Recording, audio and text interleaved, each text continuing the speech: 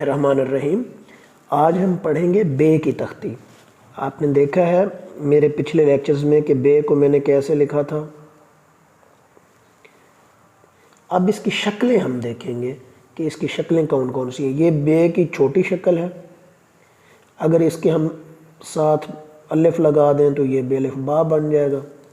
अगर इसके साथ दाल लगा दें तो ये शक्ल ऐसे आ जाएगी।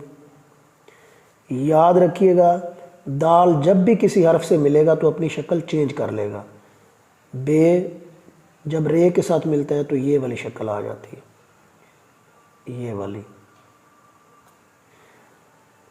जब बे जीम के साथ मिलेगा तो ये वाली शक्ल आ जाएगी। बज। जब बे सीन के साथ मिलेगा तो ये वाली शक्ल, इसके साथ सीन के दंदाने। जब बे शीन के साथ मिलेगा तो ये वाली शक्ल आएगी, ऐसे। जब बे मिलेगा स्वाद के साथ, जब बे स्वाद के साथ मिलेगा तो शक्ल देखें ये वाली आ जाएगी। ये यहाँ से और यहाँ से वही स्वाद की शक्ल। हरूफ तहजी जैसे जैसे मैंने आपको बताई है, हरूफ तहजी जब तक ठीक नहीं होगी तब तक लफ्ज़ ठीक नहीं होगा।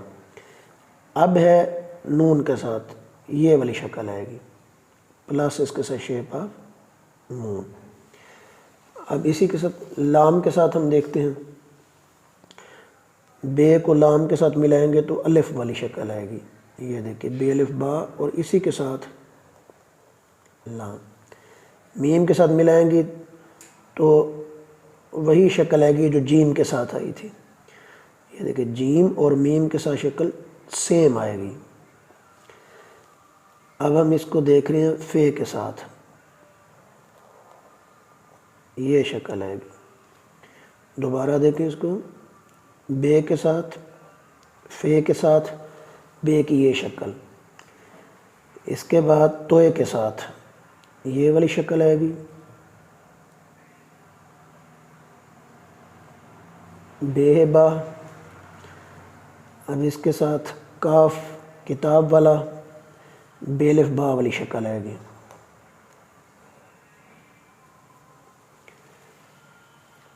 अब है बे को काफ के साथ मिलाएंगे, काफ कैंची वाले के साथ,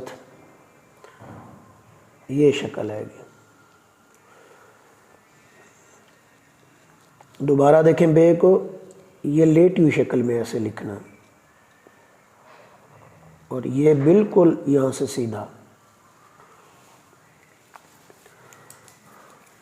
अब इसकी जो छोटी शक्ल है बे की, बिल्कुल गोलाई में बनाएंगे ऐसे। दाल के साथ जब बे मिलेगा तो अपनी शक्ल चेंज कर लेगा। बे के साथ सादा रे आती है, एक स्लाइड वाली रे होती है, एक सादा रे। ये आपको नेक्स्ट लेक्चर में बताऊंगा कि सादा रे और स्लाइड वाली रे में क्या फ़र्क है और कहाँ कहाँ यूज़ होती है सादा रे और कहाँ कहाँ यूज़ होती है स्लाइड वाली रे। अब देखिए स्वाद के साथ ये वाली शक्ल।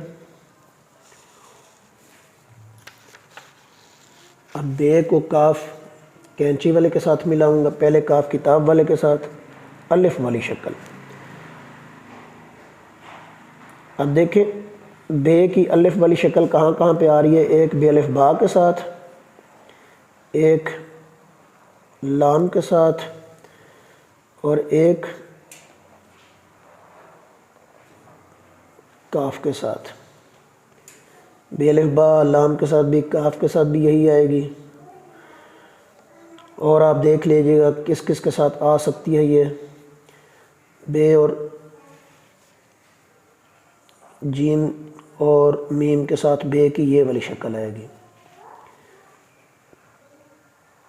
ये काफ कैंची वाला आ गया इसके साथ ये।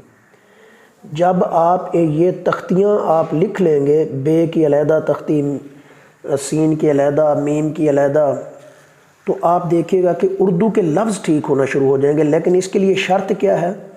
शर्त यह है कि पहले आपको हरूफ तहजी का पता होना चाहिए। हरूफ तहजी ठीक तरीके से आपको आनी चाहिए। वीडियो पूरे देखने का शुक्रिया। चैनल को सब्सक्राइब करें। Thank you. अल्लाह हाफ़िज़। मिलते हैं नेक्स्ट वीडियो में।